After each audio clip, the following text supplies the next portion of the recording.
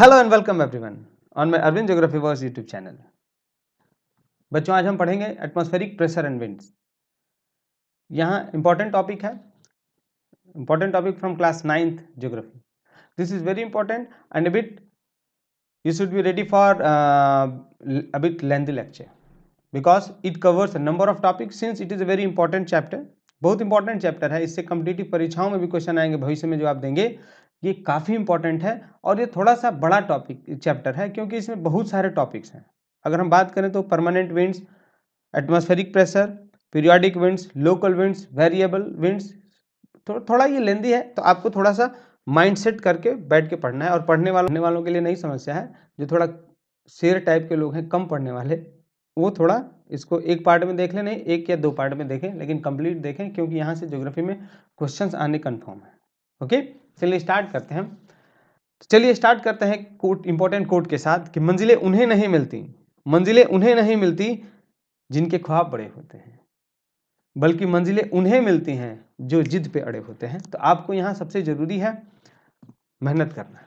Okay, चलिए without wasting the time हम start करते हैं एटमॉस्फेरिक प्रेशर एंड विंड। तो यहाँ से पहला सवाल उठता है कि एटमॉस्फेरिक प्रेशर क्या है। बिल्कुल सिंपल सी बात है, अर्थ है। सपोज आपने अगर मान लिया अर्थ हो गया, अर्थ के चारों तरफ एटमॉस्फेयर है, हवा है। अब ये जो हवा है ना, उस जो एयर है, एयर के मॉलिक्यूल्स, अब एयर हैज मास, हवा के पास मास होता है। आपने छोटे क्लास में एक एक्सपेरिमेंट पढ़ा होगा, इसमें बलून एक साइड आप बलून में एयर भर के और पैन पे रखते हैं, एक साइड बिना बलून में एयर भरे, तो जो जिसमें आपने जिस गुब्बारे में हवा भरा था वो नीचे हो जाता है और बिना हवा भरे वाला बलून ऊपर हो जाता है। उस एक्सपेरिमेंट से आपने क्या सीखा था? उस एक्सपेरिमेंट से लोअर क्लास में ही आपने सीख लिया था, सेकेंड थर्ड में, कि एयर हैज वेट। अब वेट तभी होगा जब उसके पास मास है, ठीक है। यानी जिस चीज के पास वेट है, वजन है, तो अगर मान लीजिए आपके सर पे, हमारे सर पे ये बिल्कुल ऊपर एयर है, तो हवा जब ऊपर है, तो जब उसके पास वजन है तो हमारे सर पे वजन लगाएगी ना, वेट अपना एग्जर्ट करेगी। वही वेट जो एटमॉस्फेयर क्रिएट करता है, पैदा करता है या लगाता है हमारे ऊपर या किसी पॉइंट पे, वही एटमॉस्फेरिक प्रेशर होता है। The pressure, it refers to the pressure exerted by the layer of atmosphere on the earth surface. ठीक है, लेयर ऑफ एटमॉस्फेयर यानी जो एयर है उसका जो प्रेशर है किसी भी अर्थ सरफेस के ऊपर जो लग रहा है, ठीक है। कॉलम ऑफ एयर वर्ड हम यूज करते हैं। कॉलम का मतलब, अगर मान लो मैं यहाँ हूं तो मेरे सर के ऊपर का ही हवा मुझको दबाएगा ना, ऐसे थोड़ी उधर का हवा का प्रेशर मेरे सर पे आएगा, ऐसा नहीं है। तो मेरे सर के ऊपर जो भी एयर प्रेजेंट है उसका दबाव हम पे आएगा, यही होता है atmospheric pressure. Okay, so it refers to the force per unit area exerted against a surface by the weight of air above the surface। यानी उस सरफेस के ऊपर जितना एयर है वो उसके ऊपर दबाव लगाएगा, प्रेशर लगाएगा, प्रेशर एक्सर्ट करेगा, उसी को आप बोलते हैं एटमॉस्फेरिक प्रेशर। ओके, प्रेशर को हम मेजर करते हैं मिली बार्स में, इसको एक्सप्रेस करते हैं, मिली बार्स यूनिट हो गया इसका, और इसको मेजर करते हैं मर्करी बैरोमीटर से। इसका यूनिट किस में मेजर करेंगे आप? It is expressed in millibar, और इसको मेजर किसे करते हैं? इन जनरल मर्करी बैरोमीटर से। Clear? Average atmospheric pressure at sea level ये 1013.2 मिली बार होता है। ये इंपॉर्टेंट है, 1013.25 ये फिजिक्स में पूछता है अक्सर, या 760 mm। क्लियर? ये इंपॉर्टेंट है, इसको आप 76 सेंटीमीटर भी बोल सकते हो, ये फिजिक्स में भी पूछता है वन वर्ड का, कि एवरेज एटमॉस्फेरिक प्रेशर सी लेवल पे कितना है। तो आपको ये तीनों डेटा याद होना चाहिए, 1013.25 मिलीबार और 760 मिलीमीटर और 76 सेंटीमीटर। डन? अब हम, ठीक है ना, समझ में आ गया। यानी हमने क्या देखा कि जो ऊपर हवा है उसका जो दबाव हम झेल रहे हैं वही एटमॉस्फेरिक प्रेशर है। इसको एक्सप्रेस करते हैं मिलीबार में, इसको मेजर करते हैं मर्करी बैरोमीटर से। जो नॉर्मल सी लेवल पे एटमॉस्फेरिक प्रेशर है वो 1013.2 मिलीबार है, या 760 मिलीमीटर और 76 सेंटीमीटर। ठीक है। अब हवा हॉरिजॉन्टल चलती हवा को क्या बोलते हैं हम? Wind. Horizontally moving air is called wind. Okay, जो अर्थ सरफेस से पैरेलल चल रही है, हॉरिजॉन्टल, उसे विंड बोलते हैं, और ये ट्रांसफर करती है हीट और मॉइस्चर एक जगह से दूसरी जगह पे। क्लियर? उसका बहुत इंपॉर्टेंट रोल होता है। Basically when we talk about the barometers it is of two types. First हो गया 14 बैरोमीटर, दूसरा हो गया आपका एनोइड बैरोमीटर। 14 बैरोमीटर का ये डायग्राम राइट साइड में हमने लगाया है, आप देखें इसको, ये हो गया आपका 14 बैरोमीटर और ये हो गया आपका एनोइड बैरोमीटर। क्लियर? अब इसका वर्किंग आपको समझना नहीं है, आपके सिलेबस में नहीं है, आप बस याद रखें there are two types of barometer, 14 barometer and aneroid barometer. Clear? इसके साथ आगे बढ़ेंगे। अगर ज़्यादा डिटेल में जाएंगे तो वीडियो चैप्टर काफ़ी लंबा हो जाएगा, क्योंकि आपको इसमें आगे हमने मैकेनिज्म एक्सप्लेन किया है, summer winter monsoon, world pressure belts, जितने भी प्रेशर बेल्ट हैं उनको आज मैं आपको मैकेनिज्म समझाऊंगा और देख लेना जीवन में आपको वो कभी नहीं भूलेगा। उसमें यूपीएससी तक में क्वेश्चंस पूछे जाते हैं, तो कॉन्सेप्ट आपका मैं आज क्लियर करूंगा। आप प्लीज़ लास्ट तक वीडियो को जरूर देखें, और वीडियो अगर पसंद आए तो लाइक, चैनल को सब्सक्राइब और अपने फ्रेंड्स तक शेयर जरूर करिएगा। चलिए प्रेशर ग्रेडियंट देखते हैं। प्रेशर ग्रेडियंट, ग्रेडियंट शब्द का मतलब होता है डिफरेंस। क्या होता है? डिफरेंस। यानी मान लो यहाँ पे प्रेशर ज़्यादा है, यहाँ पे प्रेशर कम है, तो आप बोलेंगे कि यहाँ प्रेशर ग्रेडियंट पैदा हो गया, अंतर पैदा हो गया। अब इस अंतर की वजह से क्या होगा, जब प्रेशर ग्रेडियंट पैदा हो गया तो एयर जो है वो हमेशा मूव करता है from high pressure toward the low pressure. अब यहाँ से हवा चलना स्टार्ट होगी from area of high pressure toward the area of low pressure. अब ये डिसाइड करता है प्रेशर ग्रेडियंट कि एयर किधर से किधर मूव करेगा। It decide the direction of the movement of the wind and the speed with which air will move. अगर प्रेशर ग्रेडियंट ज्यादा है तो हवा बहुत तेज जाएगा, प्रेशर ग्रेडियंट कम है तो धीरे चलेगा। आप बोलेंगे ब्रीज, एयर ब्रीज। वही अगर बहुत ज्यादा है तो आप बोलेंगे आंधी आ गई, तूफान आ गया। ठीक है, तो आंधी तेज चलती हुई हवा को, यानी वहां पे जो प्रेशर का डिफरेंस है वो ज्यादा है, अदरवाइज कम है। अगला एक इंपॉर्टेंट शब्द है isobars, line joining the place having same barometric pressure. जैसे आपने देखा होगा ज्योग्राफी में कंटूर लाइंस हमने पढ़ा था, कंटूर लाइंस में क्या है, line joining the place having same height above the mean sea level. यानी अगर यहां मैंने लिख लिया इसको 10 या 100 मीटर हो गया, तो जहां जहां ये लाइन जाएगी उस जगह का जो ऊंचाई है वो कितना है, 100 मीटर है। वैसे ही यहाँ आइसोबार्स का भी केस है। आइसोबार्स वो लाइन है जो एक एटमॉस्फेरिक जो बैरोमेट्रिक प्रेशर होता है उन सारे जगहों को जोड़ती है। जैसे मान लो अगर यहाँ हो गया सबकी जगह, यहाँ जहाँ ये लाइन जा रही है ना, सब जगह जो प्रेशर होगा वो कितना होगा, 100 मिलीबार। ठीक है, तो ऐसे ही line joining the place having same biometric pressure, यानी जहाँ पे जो एटमॉस्फेरिक प्रेशर है, बायोमेट्रिक प्रेशर है वो सेम है, उन सारे जगहों को जो लाइन जोड़ती है ना, आप उसे बोलते हैं आइसोबार्स। अब इससे कुछ मतलब ही निकलता है। अगर आइसोबार्स पास पास हैं तो प्रेशर ग्रेडियंट ज़्यादा है, डिफरेंस ज़्यादा है, और अगर आइसोबार्स दूर दूर हैं तो प्रेशर ग्रेडियंट कम है। क्लियर? कॉन्टूर लाइंस में अगर कॉन्टूर लाइन पास पास है तो स्लोप स्टीप है, और अगर कॉन्टूर लाइंस दूर दूर हैं तो स्लोप जेंटल है। वैसे ही आप इसको समझ सकते हो। क्लियर? समझ में आया?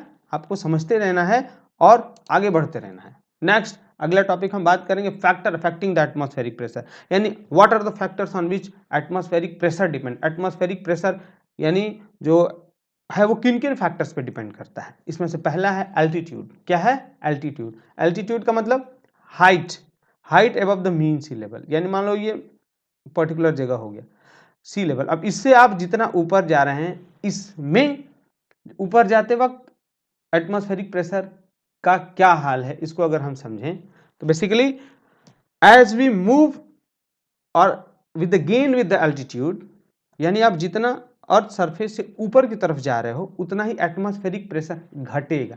क्या होगा? घटेगा। बहुत आसान है समझना। Atmospheric pressure decreases with increase in the altitude, यानी अगर आप एल्टीट्यूड बढ़ाएंगे, ऊंचाई पे जा रहे हो तो एटमॉस्फेरिक प्रेशर घटेगा।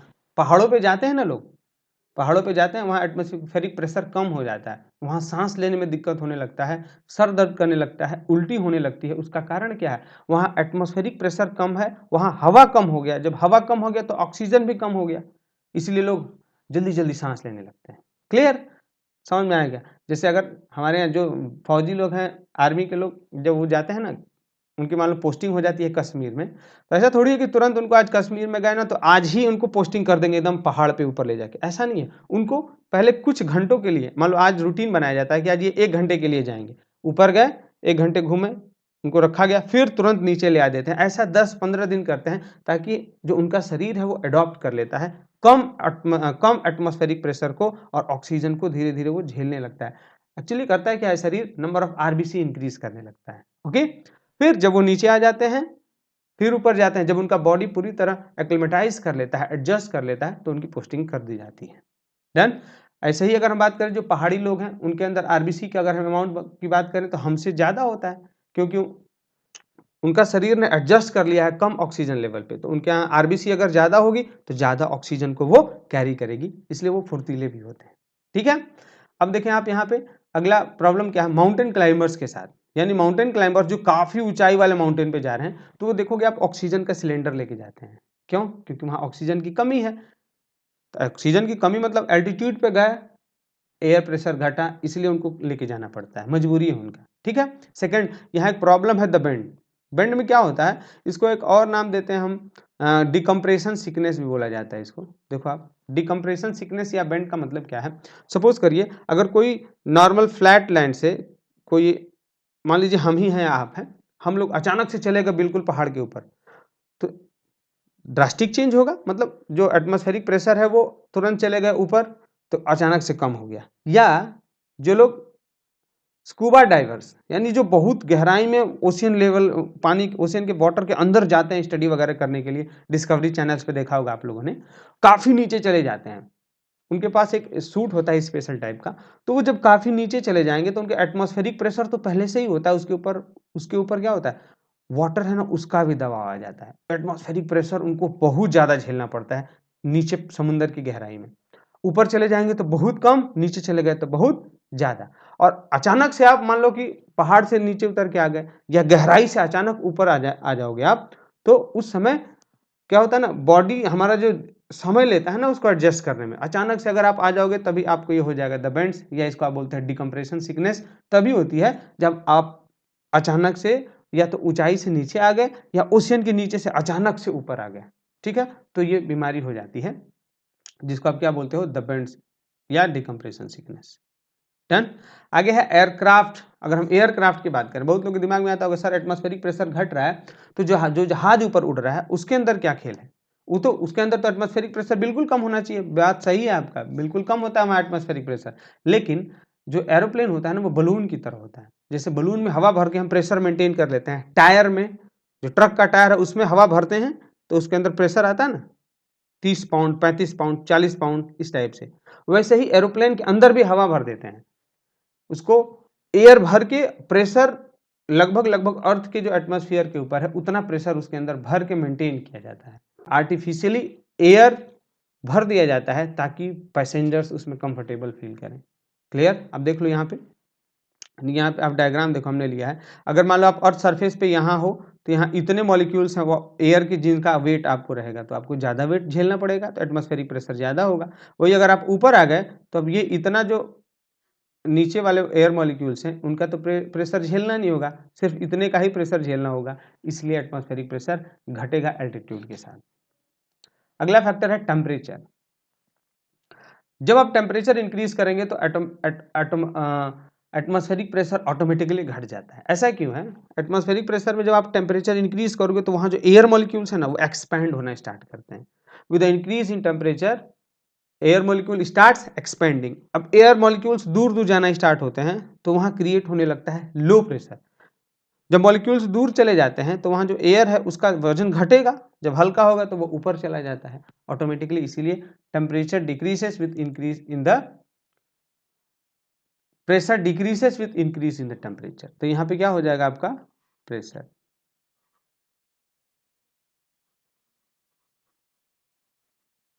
यानी जब आप तापमान बढ़ाएंगे तो प्रेशर घट जाएगा। डन। इसीलिए क्या होता है, जो इक्वेटोरियल रीजन है, यानी पृथ्वी का जो इक्वेटर वाला क्षेत्र है, इक्वेटोरियल रीजन, ठीक है ना, ये जो इक्वेटोरियल रीजन की हम बात करें, जैसे देख लो ये हो गया इक्वेटोरियल रीजन, ये इक्वेटर के आसपास वाला जो क्षेत्र है, यहाँ पे तापमान ज़्यादा है क्योंकि यहाँ सनलाइट सीधा गिरेगी, तो यहाँ पे प्रेशर कम होता है। और वही अगर हम बात करें पोलर रीजन पे, तो यहाँ स्लैंटिंग सनलाइट की वजह से यहाँ पे क्या होता है, टेम्परेचर कम होगा तो प्रेशर ऑटोमेटिकली ज़्यादा होता है। ठीक है, आगे है फिर वाटर वेपर, ये बहुत इंपॉर्टेंट टॉपिक है। आप वाटर वेपर, बच्चों के अंदर कंफ्यूजन अलग टाइप का होता है।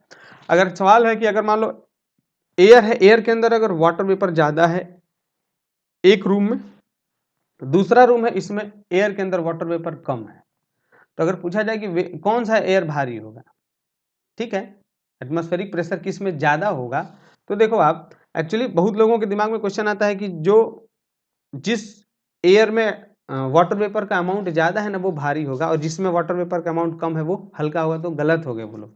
एक्चुअली होता क्या है कि जो नॉर्मली हम वेट लें अगर वाटर मॉलिक्यूल्स का, तो एवरेज जो वाटर का है वो हो गया हाइड्रोजन के 2 मॉलिक्यूल्स प्लस ऑक्सीजन का 1, कितना हो गया 18 ग्राम पर मोल आ रहा है। वही अगर हम जब एयर के सारे मॉलिक्यूल्स का एवरेज करते हैं तो वो आता है आपका 29 ग्राम पर मोल। तो जो हवा है ना, प्योर हवा, वो भारी होती है और जो भाप है वो हल्का होता है। यानी जिस हवा में वाटर वेपर ज़्यादा है वो हल्की होगी और जिसमें वाटर वेपर कम है वो भारी होगा। क्यों? क्योंकि वाटर वेपर का जो अमाउंट है वो 18 ग्राम ही होता है और जो नॉर्मल एयर है उसका वेट 29 ग्राम पर मोल होता है। तो जहाँ हवा ज़्यादा वो भारी, जहाँ वाटर वेपर ज़्यादा वो हल्की होती है। Clear?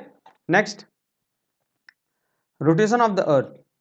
Rotation of the earth की बात की हम बात करें, due to rotation of the earth, यानी अर्थ जब रोटेट कर रही है गोल गोल अपने एक्सिस पे, तो अर्थ का स्पीड ज्यादा कहाँ होगा? आपने फिजिक्स में पढ़ा होगा कि अर्थ का जो स्पीड है वो इक्वेटर पे ज्यादा होता है और पोल्स पे कम होता है। जैसे फैन की बात करें, पंखा, पंखा जब गोल गोल घूम रहा है तो सेम स्पीड से घूमना चाहिए, लेकिन जो बीच का सेंटर होता है ना वो धीरे धीरे घूमता है और जो पंखे का बिल्कुल किनारा होता है ना वो काफी तेज घूमता है।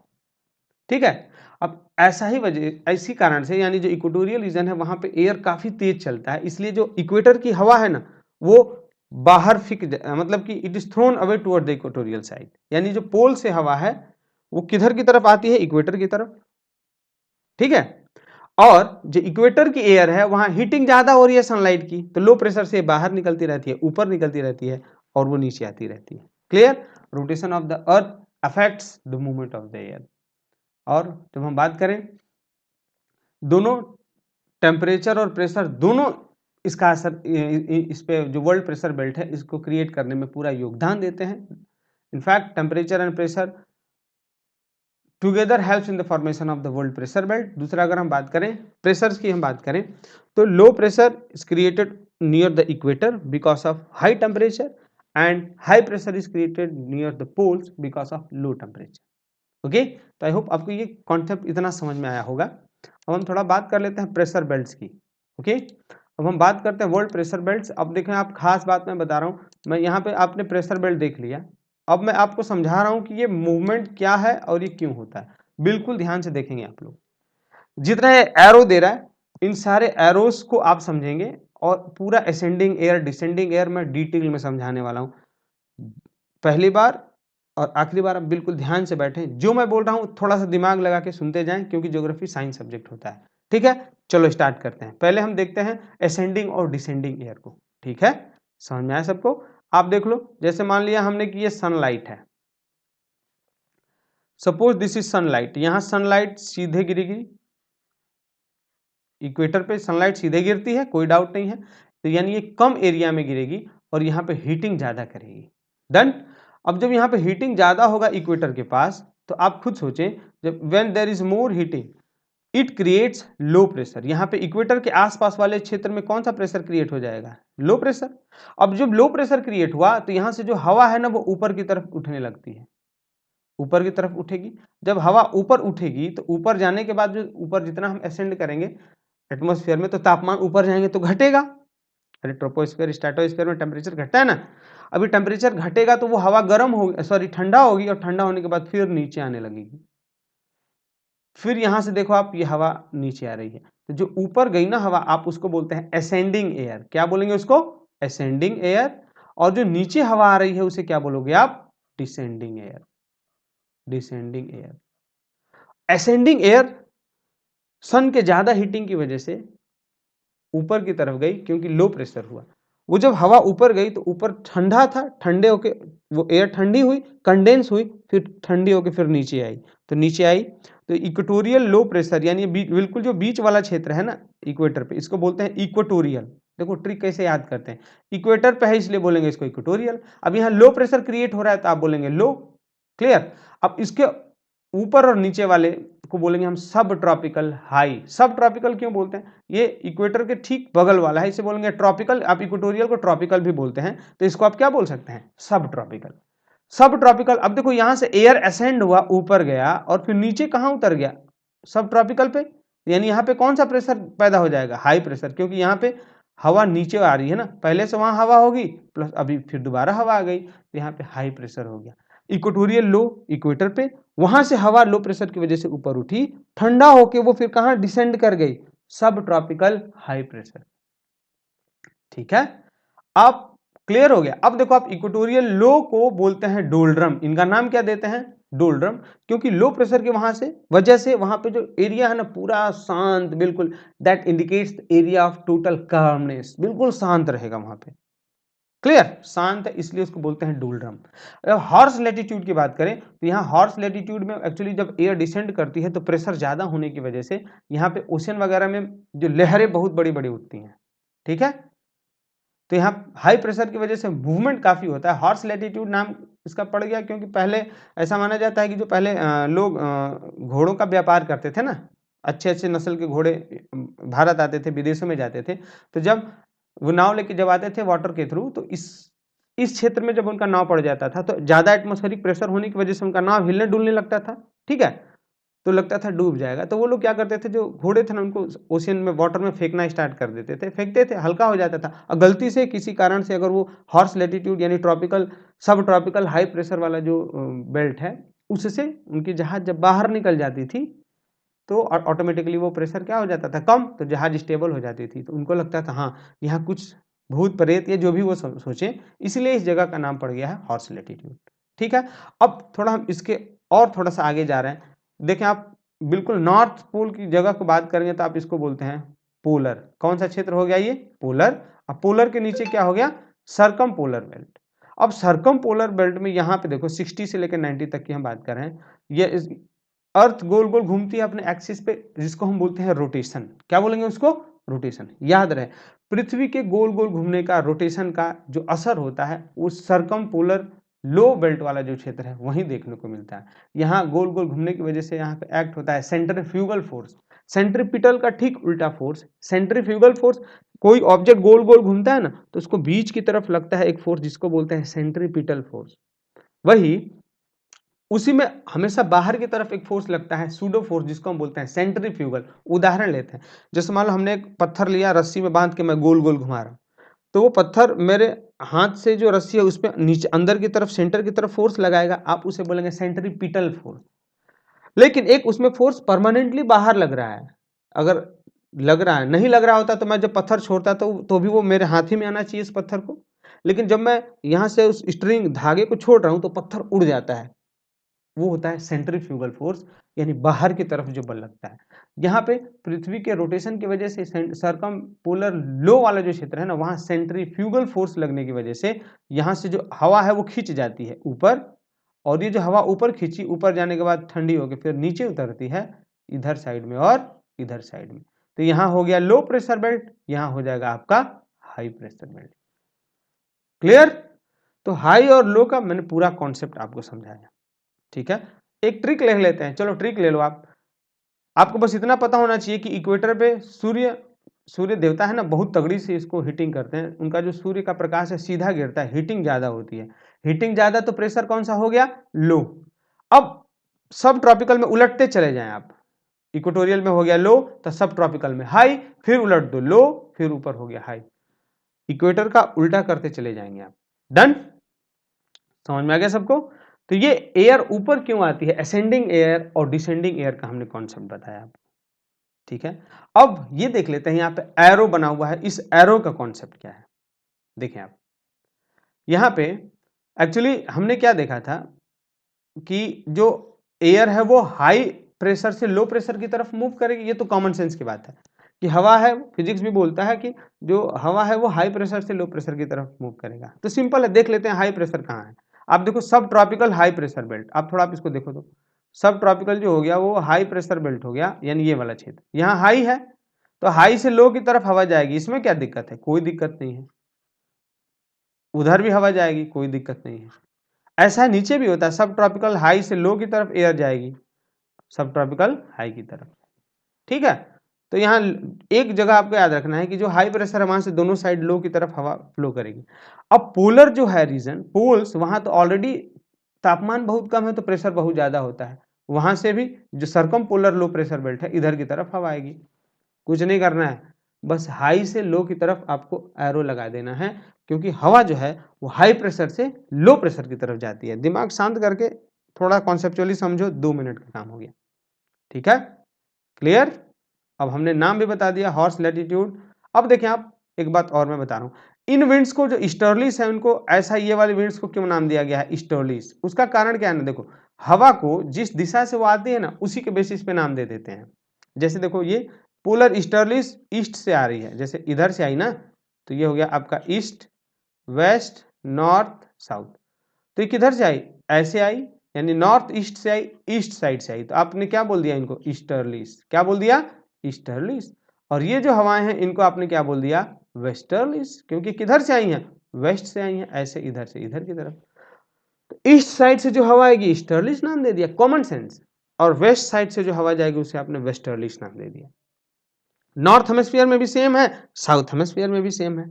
डन। तो अब तो आपका सारा कॉन्सेप्ट क्लियर हो गया, आपने नाम भी दे दिया, आपको पता चल गया कि क्यों असेंडिंग और डिसेंडिंग एयर है और किधर से किधर ये मूव कर रहा है। ओके, ठीक है। अब देखो यहाँ पे एक ट्रिक मैं बता दे रहा हूँ, ये डायरेक्शन याद रखने का। ये जैसे डायरेक्शन है वैसे ही आपको ड्रॉ करना होगा, वरना फिर आपको नंबर कटेगा, 0 मार्क्स मिल जाएगा।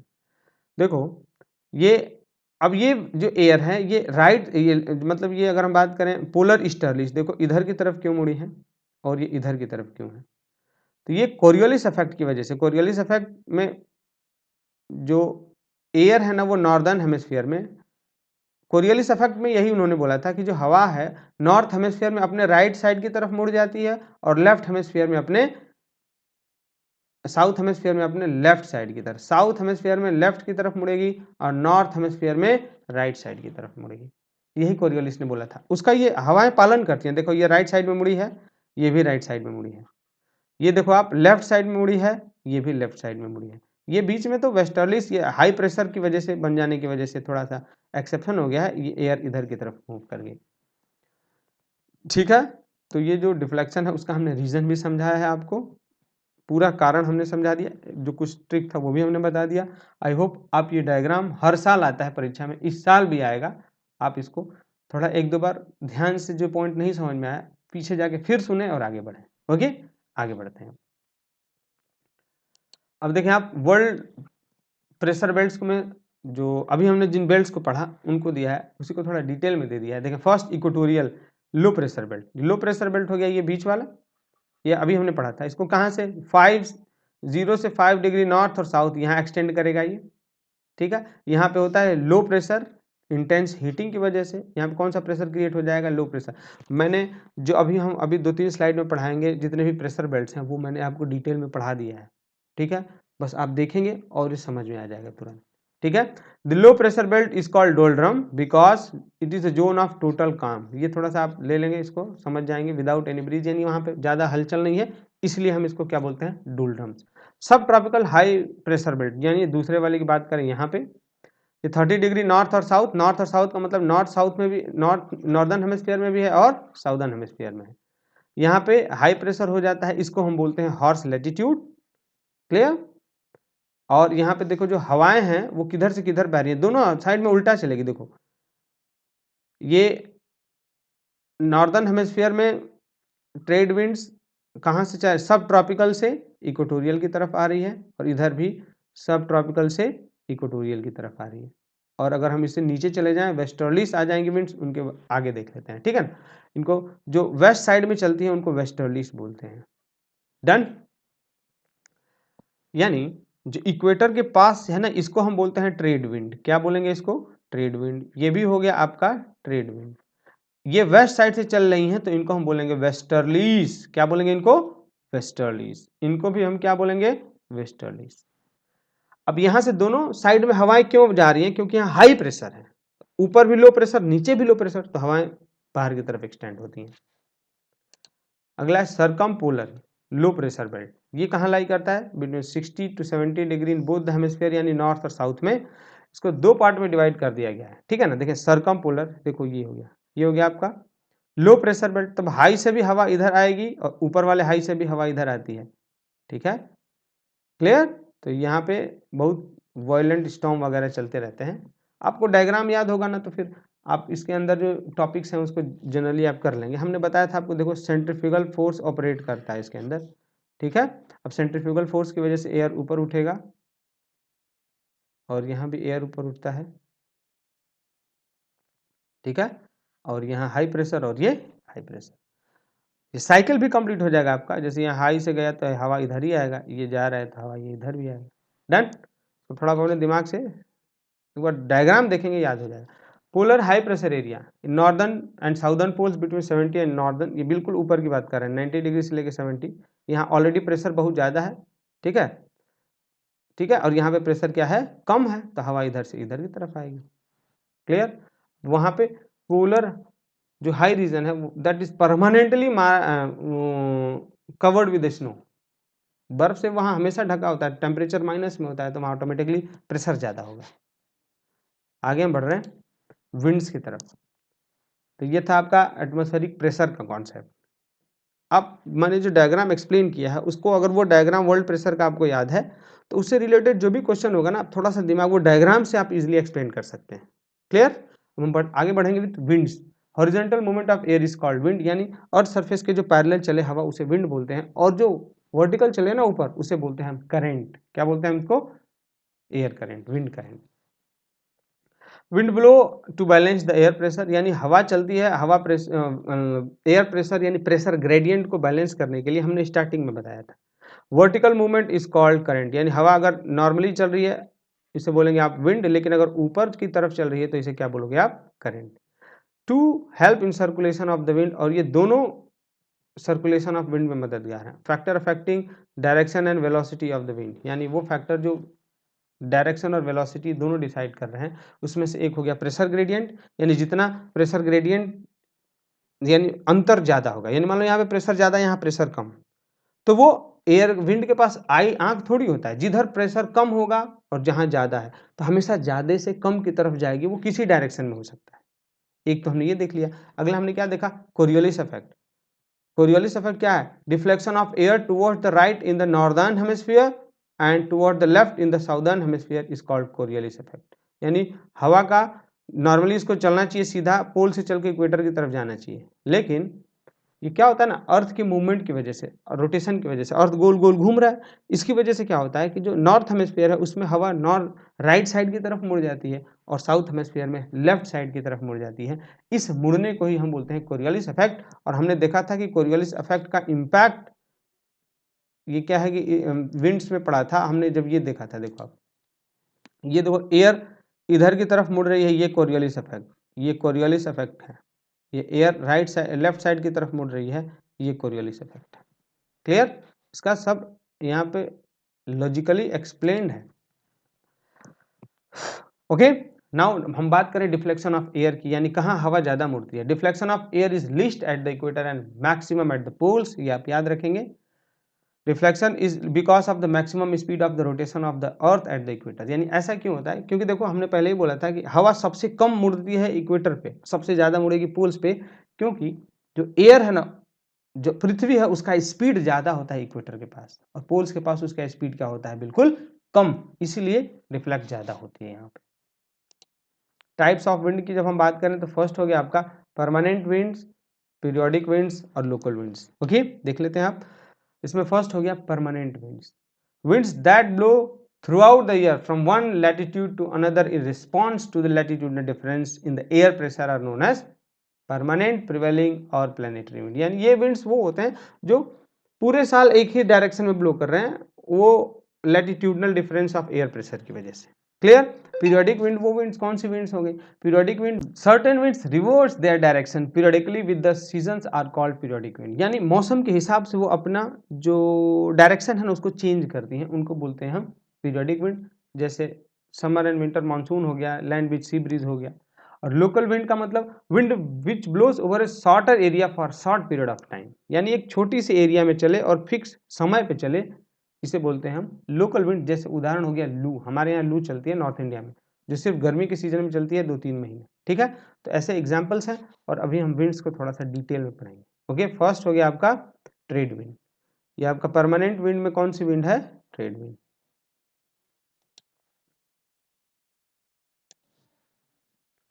अब बात करेंगे हम ट्रेड विंड्स की, ठीक है। तो वो विंड्स जो सब ट्रॉपिकल हाई प्रेशर यानी 30 डिग्री नॉर्थ से लेके 30 डिग्री साउथ तक जो इक्वेटर की तरफ चलती है ना, आप उसको बोलते हैं ट्रेड विंड्स, ठीक है। यह चूंकि यहाँ पे प्रेशर बहुत ही कम होगा, इसलिए यहाँ जो हवाएं चलेंगी वो बहुत स्टेडी चलेंगी। स्टेडी का मतलब आराम से धीरे चलेंगे, इसीलिए इसको आपने नाम क्या दिया था यहाँ पे?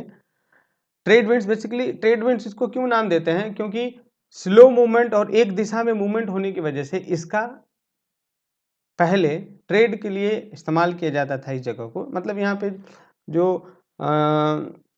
हवा स्थिर चलेगी तो वेव्स वगैरह का भी खतरा नहीं है, ठीक है ना, नाव वगैरह का डूबने का भी खतरा नहीं था। तो लोग इसमें इस पर्टिकुलर जगह और इस विंड्स का इस्तेमाल ट्रेड के लिए करते थे, इसीलिए इसका क्या नाम पड़ गया? ट्रेड विंड्स, ठीक है। दे आर वार्म, खास बात है कि ये बेसिकली दिस आर वार्म क्योंकि ये इक्वेटर के आसपास है। They are warm so they pick up moisture, बोला कि ये गर्म होती है हवा, इसलिए इनके अंदर नमी ज़्यादा होता है, इसलिए जिस जिस क्षेत्र पे जाएगी वहाँ पे बारिश ज़्यादा करती है। उदाहरण समझे, देखें, to the eastern coast of the continent, अगर मान लिया हमने कि यहाँ मान लो कोई कॉन्टिनेंट हो गया, ठीक है, तो ये हवा ईस्ट साइड से उस पर चढ़ेगी और वेस्ट साइड से तो नीचे उतर जाएगी। तो अगर सपोज करो ये कोई कॉन्टिनेंट है और अगर ये ईस्ट साइड से पानी के अंदर से हवा आई, तो आप इसे बोलेंगे ऑन शोर विंड। कौन सा विंड बोलेंगे?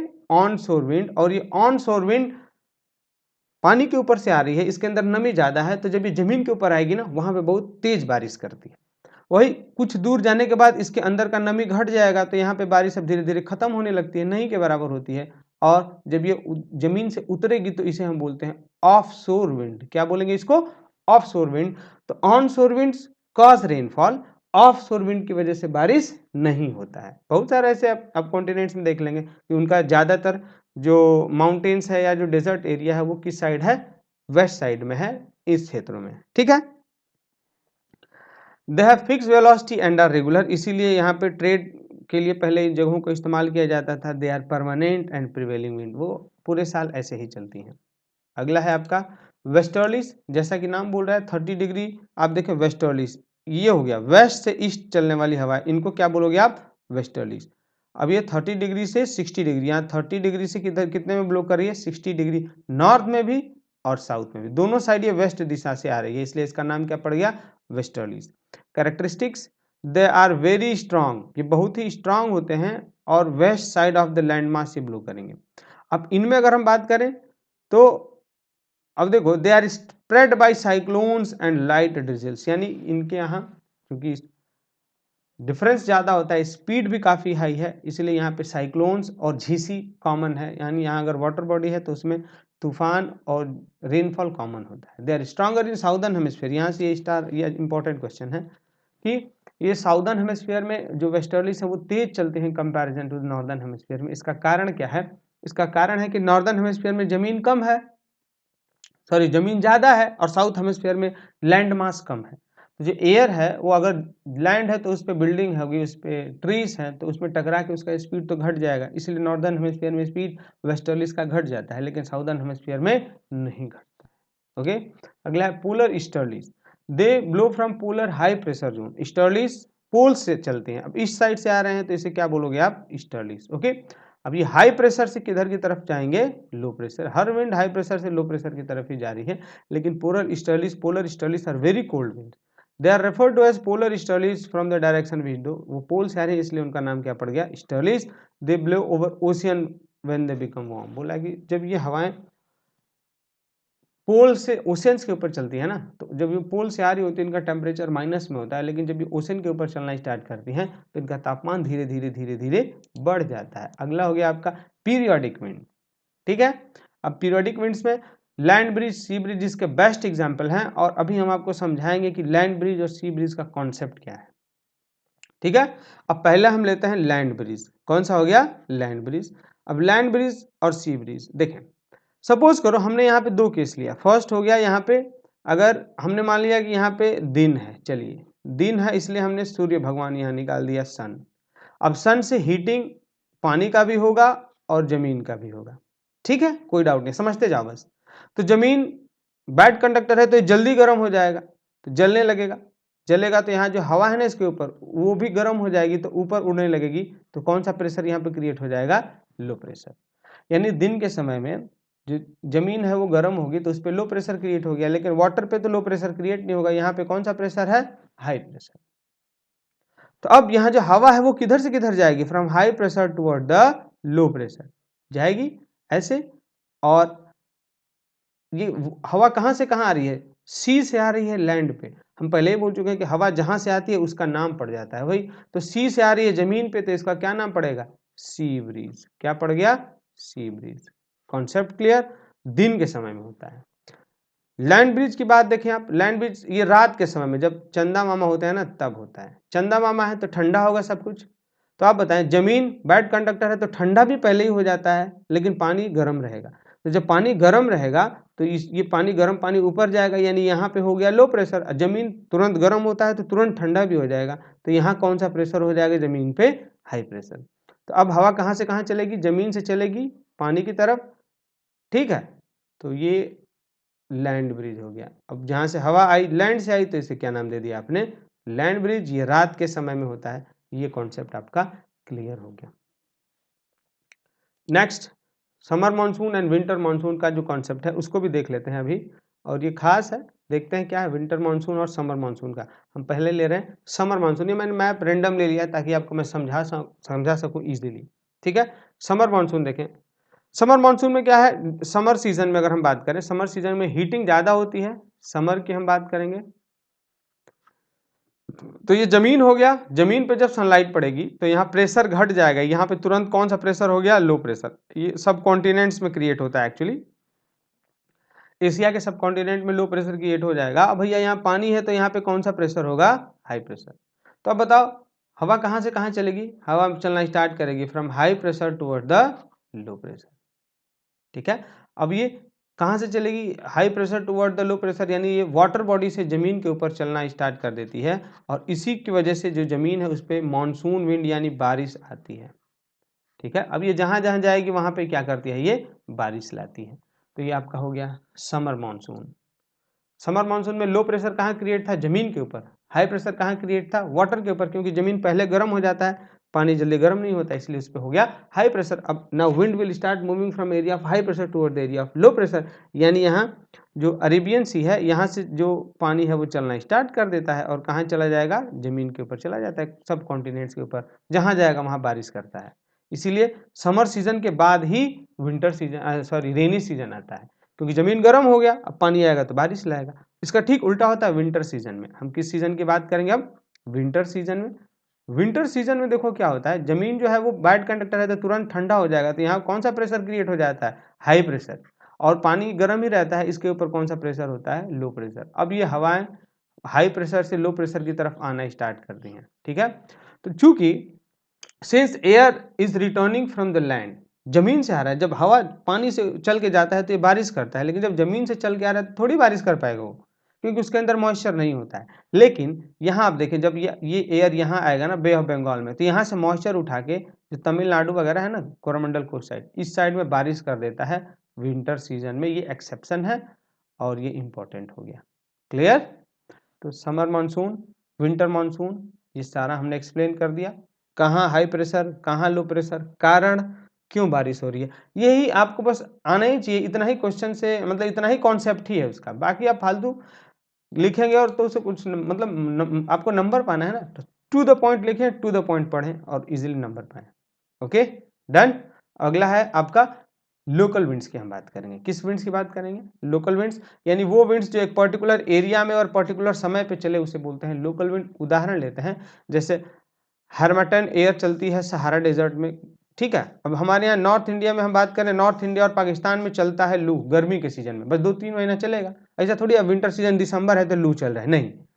एक फिक्स समय, और पूरे भारत में थोड़ी लू चलता है, बस नॉर्थ इंडिया में चल रहा है, तो जगह भी फिक्स हो गया, समय भी फिक्स हो गया। ठीक है, इसमें तापमान 40 से 50 डिग्री सेल्सियस हो जाता है और लोगों को हीट स्ट्रोक लग जाता है, लू लग जाता है। अगला विंड है आपका फ्योन। ये एक it is a strong warm wind है। वार्म विंड का मतलब ये हवाएं गर्म होती हैं। ठीक है, जो कहाँ डेवलप हो रहा है, on the levered side of Alps mountain. अगर हमने मान लिया एल्प्स माउंटेन हो गया, तो ये इधर से चले तो विंडवर्ड, इधर हो गया लीवर्ड, इस साइड में। ठीक है, अब यहाँ होता क्या है कि जब लीवर्ड साइड में basically leeward side of the Alps due to pressure gradient, अब बोला है ना कि जब यहाँ बारिश हो गया, ये विंडवर्ड साइड हो गया, इधर हो गया लीवर्ड साइड। अब यहाँ से जो प्रेशर का अंतर है ना, यहाँ मान लो कि यहाँ प्रेशर हो गया हाई प्रेशर और ऊपर हो जाता है लो प्रेशर। और प्रेशर की ग्रेडियंट यानी अंतर की वजह से जो हवा है वो नीचे से चल के ऊपर आती है और इस पहाड़ को वो पार करके साउदर्न स्लोप की तरफ नीचे उतरती है। ठीक है, अब यहाँ क्या होता है, थोड़ा आप समझें। जब ये सपोज करो कि ये जब एयर ऊपर की तरफ चढ़ रही है तो इसके अंदर जितना मॉइस्चर है, ऊपर तापमान घटने की वजह से इधर पूरा बारिश हो जाएगा। ठीक है, बारिश होने की वजह से जब ये नीचे उतर रही है इस साइड, तो यहाँ ये ड्राई हो जाती है। क्या हो जाती है, ड्राई और वार्म हो जाएगी। और जब ये नीचे जमीन पे पहुंचती है ना, तो ये वार्म एयर की तरफ बिहेव करती है और उसका तापमान लगभग 15 से 20 डिग्री सेल्सियस के आसपास होता है। और इस गर्म हवा का इस्तेमाल वहाँ पे, इस गर्म हवा की वजह से वहाँ अंगूर का जो खेती होता है ना, उसमें अंगूर पकने लगते हैं, क्योंकि पकने के लिए तापमान थोड़ा सा ज़्यादा चाहिए। तो आपको याद रखना होगा, फ्योन वार्म करंट है, कहाँ डेवलप होता है, levered side of the Alps. इसका इस्तेमाल ripening of the grapes. Done. आगे हम थोड़ा सा बढ़ जाते हैं। अगला है आपका मिस्ट्रल। ठीक है, मिस्ट्रल आपका ये एक कोल्ड विंड है। कौन सा विंड है, कोल्ड विंड, जो स्नो कैप्ड माउंटेन्स से स्टार्ट होता है एल्प्स में और ये चलता है फ्रांस और मेडिटेरेनियन सी की तरफ। और ये ऊपर से जब हवा नीचे आती है ना, तो ऊपर से जब पहाड़ से ऊपर बर्फ वाली जगह से हवा आ रही है, तो नीचे जब आएगी तो वहाँ पूरे जो भी वैलीज वगैरह है उसको और ज़्यादा ठंडी कर देती है। ठीक है, समझ में आ गया। ये हो गया आपका मिस्ट्रल। आगे बढ़ेंगे हम। ये आपका एक तो अगला टॉपिक है यहाँ पे चिनूक। चिनूक देख लें आप। चिनूक, ये this are also similar to foehn, यानी फ्योन की तरह ये भी है। ये भी western slope of Rockies mountain पे पैदा मतलब कि रॉकीस पे ये एराइज होती है और यूएसए और कनाडा में। और ये भी तापमान बढ़ा देती है, इसलिए जो ग्रासलैंड है ना उसको बर्फ फ्री रखती है। यानी फ्योन और जो चिनूक्स हैं दोनों एक प्रकार के विंड्स हैं। चिनूक को हम स्नो ईटर बोलते हैं। क्यों, क्योंकि जहाँ ये जाएगी वहाँ पे तापमान बढ़ा देती है। लेकिन इसके ठीक उल्टा अगर हम मिस्ट्रल की बात करें तो ये कोल्ड विंड है, ये तापमान को गिरा देती है, क्योंकि ये जो एल्प्स माउंटेन है उससे फ्रांस से चल के मेडिटेरेनियन सी की तरफ आती है और जो ज़्यादा पहाड़ के ऊपर से आ रही है तो इसका तापमान पहले से बहुत ही कम होता है। जिस क्षेत्र में चल देती है वहाँ का तापमान और गिर जाता है। आगे हम बात करेंगे वेरिएबल विंड्स। शायद ये लास्ट विंड्स है इस चैप्टर का, वेरिएबल विंड्स। ठीक है, अभी वेरिएबल विंड की हम बात करें। इसमें वेरिएबल विंड्स में देखो आप, हो गया फर्स्ट सबसे खास इसमें साइक्लोन। यानी वेरिएबल विंड वो विंड्स हैं which are related to the pressure system and blow in small area. यानी एक छोटे से एरिया में चले वो हवा और प्रेशर सिस्टम से रेगुलेटेड हो, आप उसे क्या बोलेंगे, वेरिएबल विंड। जैसे पहला हो गया आपका साइक्लोन्स। साइक्लोन्स में क्या है, आप देखें कि सेंटर में होता है लो प्रेशर और किनारे में होता है high pressure. Low pressure area surrounded by high pressure is called cyclone. यहाँ देखें definition, winds are related to the pressure system and blow in smaller area. Cyclones क्या है, inward inspiring that rotate about the zone of low pressure means intense depression with a low pressure at the center। यानी अगर centre में low pressure हो जाए और किनारे चारों तरफ हाई प्रेशर, तो हवा बहुत तेजी से अंदर की तरफ आएगी स्पाइरल मूवमेंट करके, आप उसे बोलते हैं साइक्लोन। क्या बोलेंगे उसको, साइक्लोन। इसके एग्जांपल्स देखते हैं, इनको और क्या क्या नाम देते हैं। कैरेबियन सी में ह्यूरिकेन्स आते हैं, चाइना में टाइफून्स आते हैं, विली विलीस आती है ऑस्ट्रेलिया में, टोरेनाडो आएगा आपका नॉर्थ अमेरिका में। ओके, अब यहाँ सवाल उठता है कि साइक्लोन्स का मूवमेंट बोलिए किधर गोल घूमते हैं। देखें, cyclones on the account of the Coriolis effect blow in the anti clockwise in northern hemisphere. Trick क्या है, देखो एन में भी है, एन एंटी में और नॉर्थ में। ठीक है, यानी नॉर्दर्न हेमिस्फीयर में ये एंटी क्लॉकवाइज घूमते हैं और साउथ हेमिस्फीयर में ये क्लॉकवाइज घूमते हैं साइक्लोन्स। कहने का मतलब क्या है, देखो जैसे ये हो गया अर्थ, तो अगर इधर होगा ना तो साइक्लोन ऐसे चलेगा, इसका दिशा ये होगा, ठीक है, एंटी क्लॉकवाइज, और अगर साउथ हेमिस्फीयर है तो इसमें क्लॉकवाइज। स्पाइरल मूवमेंट की हम बात करें, यानी जो हवाएं हैं हाई प्रेशर से लो प्रेशर की तरफ आती हैं, तेज सीधा नहीं आएंगी, ऐसे गोल गोल घूम के आती हैं और ऐसे गोल गोल घूम के आती हैं, ये हो गया आपका साइक्लोन का कॉन्सेप्ट। डन। अब इसके बाद हम बात करें, देख लो आप इसमें ड्यू टू कोरियोलिस, ठीक है, ये एग्जांपल्स देखें आप थोड़ा सा साइक्लोन्स का। देखो टाइफून, देखो इसमें फोर्स की वजह से ये देखें डायरेक्शन देख रहे हैं आप, ये इसको बोलते हैं स्पाइरलिंग। अब देखो साइक्लोन और एंटी साइक्लोन दोनों में क्या डिफरेंस है। साइक्लोन में बीच में होता है लो प्रेशर, जिससे हवाएं गोल गोल घूम के बीच में आती हैं और इसकी वजह से बहुत ही ज्यादा डिस्ट्रक्शन होता है लाइफ और प्रॉपर्टी का। लेकिन एंटी साइक्लोन में क्या होता है, बीच में हो जाएगा हाई प्रेशर और किनारे हो जाता है लो प्रेशर, तो जो बीच से हवा है वो बाहर की तरफ जाने लगती है। ऐसा क्यों होता है, मान लो साइक्लोन के बाद ही आता है एंटी साइक्लोन, तो किनार साइक्लोन में हमने क्या देखा, बीच में था लो प्रेशर, किनारे था हाई प्रेशर, तो जब हवाएं गोल गोल घूम के बीच में जा रही हैं, अरे तो कुछ देर जाएंगी, फिर ज्यादा हवा होने की वजह से यहाँ पे फिर धीरे धीरे धीरे धीरे हाई प्रेशर बीच में क्रिएट हो जाता है और किनारे हो जाता है लो प्रेशर, जिससे अब जो हाई प्रेशर की हवा है बीच की वो बाहर की तरफ निकलने लगती है, और इससे एंटी साइक्लोन अगर आ गया तो आप समझ लो अब मौसम साफ होने वाला है, एंटी साइक्लोन से कोई डिस्ट्रक्शन नहीं होता है। क्लियर, आपको आई होप ये बात समझ में आ गया, ठीक है ना। अब देख लेते हैं आप साइक्लोन एंटी साइक्लोन, ये देखें अब कुछ कुछ टाइप ऑफ साइक्लोन्स के दो प्रकार हैं, उन दोनों प्रकार को हम देख लेते हैं कि कौन कौन से टाइप्स ऑफ साइक्लोन्स हैं, ट्रॉपिकल साइक्लोन और टेम्परेट साइक्लोन।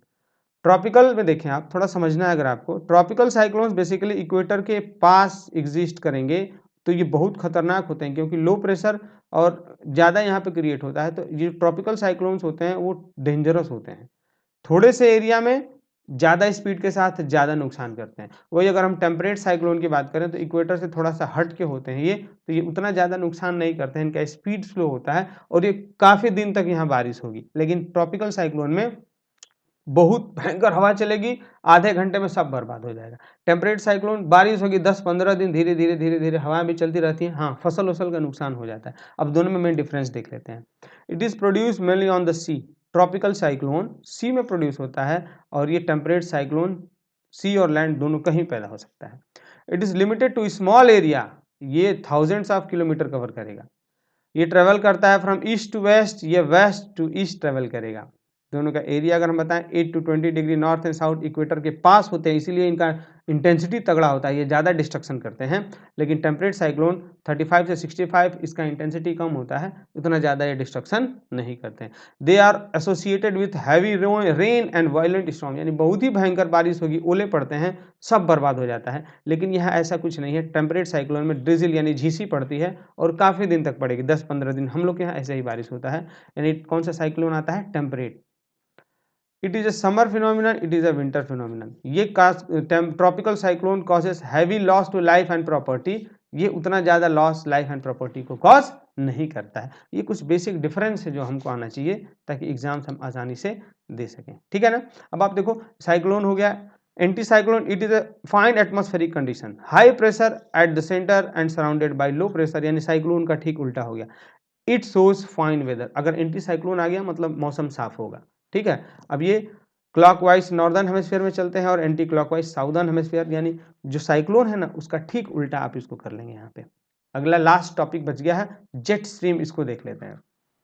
जेट स्ट्रीम क्या है, constant band of moving air in the upper layer of the atmosphere, यानी ट्रोपोस्फीयर और स्ट्रेटोस्फीयर में एक ही डायरेक्शन में चलने वाली जो एयर्स हैं फिक्स दिशा में, constant band of moving air in the upper layer of atmosphere is called jet stream. यहाँ से आपसे डिफिनीशन पूछता है और उसका यूज पूछता है। अब देख लेते हैं इसका 3 यूज क्या है। First, it is useful for the meteorological department, यानी मौसम विभाग इसके सहायता से वेदर फोरकास्ट करता है, पहला फायदा। दूसरा, it is used by the air industry, यानी जो एयर इंडस्ट्रीज जो फ्लाइट इंडस्ट्रीज हैं, जो उनके लिए फायदेमंद होता है क्योंकि वो इन हवाओं के सहायता से अपनी जो डायरेक्शन है जो फ्लाइट का जहाज का उसको सेट कर देते हैं। मान लो अगर इधर ये जेट स्ट्रीम जा रहा है तो इसी में अपना वो जहाज लगा देते हैं, तो कम ईंधन खर्च होता है, इजीली से उनका इस्तेमाल कर पाते हैं।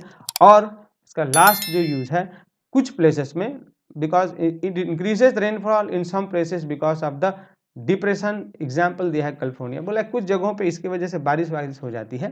तो ये इसके 2-3 पॉइंट हैं जो खास इंपॉर्टेंट हैं, और ओवरऑल ये चैप्टर खत्म हुआ। ये काफ़ी लेंदी चैप्टर था।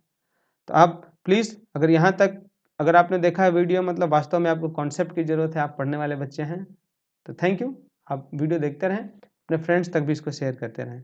जय हिंद।